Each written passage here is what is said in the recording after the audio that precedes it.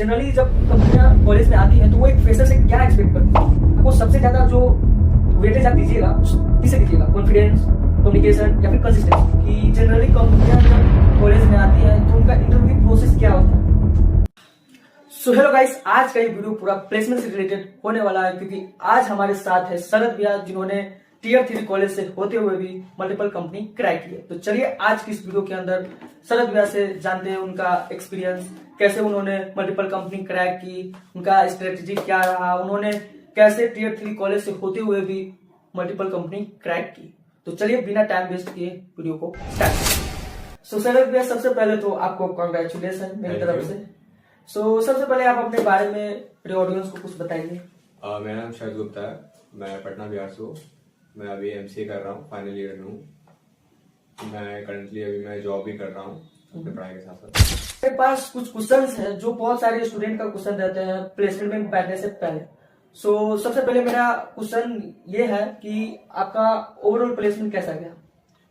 Overall placement मेरा अच्छा था, एवरेज गया, बहुत बुरा भी नहीं कहूँगा। बहुत कुछ सीखने को मिला। स्टार्टिंग में मेरे प्लेसमेंट्स नहीं निकलते थे, इसलिए एक राउंड में नहीं निकलता था। बट जैसे जैसे मैं प्लेसमेंट्स में बैठा तो मुझे अंडरस्टैंडिंग हुई कहाँ पे वर्क करना है, क्या स्किल्स चाहिए कंपनीज को, एक्चुअली में कंपनीज को रिक्वायर्ड क्या है, किस फील्ड में जाना है, उस अकॉर्डिंग मुझे क्या करना है। फिर मैंने धीरे धीरे उन चीज़ों पे वर्क किया एंड देन वो धीरे धीरे वो क्वालिफाई हुआ। ओके, तो शरद भैया मेरा नेक्स्ट क्वेश्चन आपसे ये है कि आपने प्लेसमेंट की प्रिपरेशन कब से की और कैसे की? एक्चुअली मैं ग्रेजुएशन में था तो उस टाइम मैं प्लेसमेंट पे नहीं बैठा था। तो मुझे प्लेसमेंट का कोई आइडिया नहीं था। जब प्लेसमेंट हमारे एमसीए फाइनल में स्टार्ट हुआ तो उस टाइम पे कंपनीज आने स्टार्ट हुई। जब मैं प्लेसमेंट में बैठा था मुझे पता लगा कि क्या चीज़ चाहिए, कैसे प्लेसमेंट चल रहा है, क्या राउंड्स होते हैं, उनमें क्या रिक्वायरमेंट है, किस तरह से परफॉर्म करना है। फिर मैंने उस पर बढ़ के यूट्यूब देखे, बहुत सारे सोर्सेज मैंने पढ़े, बहुत सारे टीचर से गाइडेंस लिया, बहुत सारे सीनियर जिन्होंने मुझे बताया किस तरह से बैठना है, किस तरह से क्रैक करना है।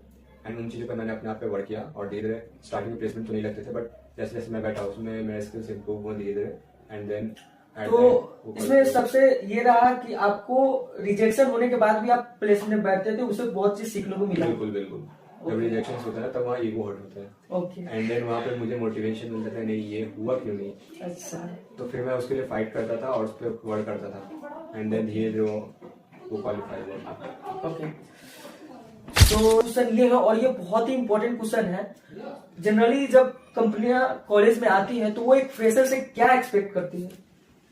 उसके बारे में कुछ अपना बताइए। जनरली कंपनीज जो आती है वो चाहती है आपका कम्युनिकेशन अच्छा हो, आप तरीके से बात करें, ठीक है, आपके पास स्किल हो, जो भी लैंग्वेजेस, टेक्निकल लैंग्वेजेस पे आप वर्क कर रहे हो, ठीक है, आपको वेल बिहेव्ड हो, ठीक है, हार्ड वर्किंग हो। कम्युनिकेशन का कैसा रहता है? कम्युनिकेशन बहुत इंपॉर्टेंट रोल प्ले करता है, क्योंकि कम्युनिकेशन में आपका जब तक कम्युनिकेशन अच्छा नहीं होगा कोई भी राउंड क्लियर नहीं होगा। सर भैया मेरा नेक्स्ट क्वेश्चन आपसे ये है कि जनरली कंपनियां जब कॉलेज में आती हैं तो उनका इंटरव्यू प्रोसेस क्या होता है? ये बहुत सारे फ्रेशर्स का क्वेश्चन है।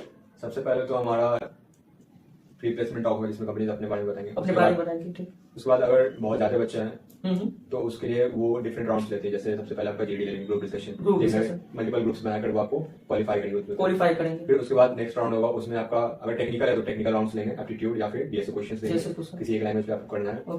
फिर अगर उसमें क्वालिफाई होते हो आप, देन आपका फाइनल इंटरव्यू लेंगे, रिज्यूमे सिलेक्ट शॉर्टलिस्ट करेंगे, देन उस अकॉर्डिंग आपको फाइनल करेंगे। ओके, तो शरद भैया आपने मल्टीपल कंपनी क्रैक की है, आपको सबसे ज्यादा जो वेटेज आप दीजिएगा उस किसे दीजिएगा? कॉन्फिडेंस, कम्युनिकेशन या फिर कंसिस्टेंसी? सभी चीजें मायने रखती है। सभी चीजें बिल्कुल, और भी चीजें हैं इनके अलावा। अगर आप इंटरव्यू में कॉन्फिडेंट नहीं हो, भले कम्युनिकेशन आपका अच्छा है, जब तो कॉन्फिडेंस नहीं होगा, आपका लर्निंग के लिए एग्रेशन नहीं होगा, तो एचआर आपको नहीं लेगा। ओके, नेक्स्ट क्वेश्चन आपसे ये है कि कोई स्टूडेंट जो इंटरव्यू का प्रिपरेशन कर रहा है तो उनका वो प्रिपरेशन कैसे करे?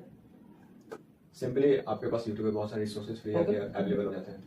अगर उससे आप कर पा रहे हो तो ठीक है, अदरवाइज बहुत सारे लिंक्डइन पे भी लोग रहते हैं जो आपको सपोर्ट कर देते हैं कैसे प्रिपरेशन करना है। ओके, ठीक है, आप जितना कनेक्शन बनाना है लिंक्डइन पे, लेक्चर्स देखो, वो आपको बहुत अच्छा गाइडेंस करेंगे। ठीक है, आपका कम्युनिकेशन इंग्लिश में आप वीडियोस देखो, बुक्स पढ़ो, इससे आपका इंग्लिश अच्छा होगा, कैसे एचआर के सामने बैठना, क्या बोलना है, कितना बोलना है। रिज्यूमे सबसे इंपॉर्टेंट है, रिज्यूमे आपको एटीएस अकॉर्डिंग बनाना पड़ेगा, तब जाकर आपका रिज्यूमे कहीं शॉर्टलिस्ट होगा, वो आपको ऑफ कैंपस में बहुत ज्यादा हेल्प करेगा। मेरा लास्ट क्वेश्चन आपसे ये है, जो स्टूडेंट इंटरव्यू का प्रिपरेशन कर रहे हैं उनको आप क्या एडवाइस दीजिएगा? अगर कोई प्लेसमेंट के लिए तैयारी कर रहा है तो स्टार्टिंग में भले प्लेसमेंट नहीं होगा तो उसे कॉन्फिडेंस लो नहीं करना है। अगर आपका प्रिपरेशन उतना अच्छा नहीं है आपको धीरे धीरे लगे रहना, सेल्स में भी बैठ रहे हो और टेक्निकल रोल चाहिए तो आप सेल्स में बैठ रहे हो, इससे आपको कम्युनिकेशन इंप्रूव होगा। क्या पता कभी कभी टेक्निकल्स में भी आपको जीडी ले लेते हैं, जो कि सेल्स में जनरली लेते ही हैं, तो आपका जीडी प्रिपेयर हो जाएगा। कोई ठीक नहीं होता है कंपनीज का कौन सी राउंड ले ले, वो कंपनीज पे डिपेंड करता है। तो मैं तो सजेस्ट यही करूँगा कि सारी जो भी कंपनीज आ रही प्लेसमेंट के लिए, चाहे हमारा कॉलेज या कोई और कॉलेज भी हो, तो उन्हें सभी राउंड्स में बैठे, इससे आपका कॉन्फिडेंस बूस्ट होगा।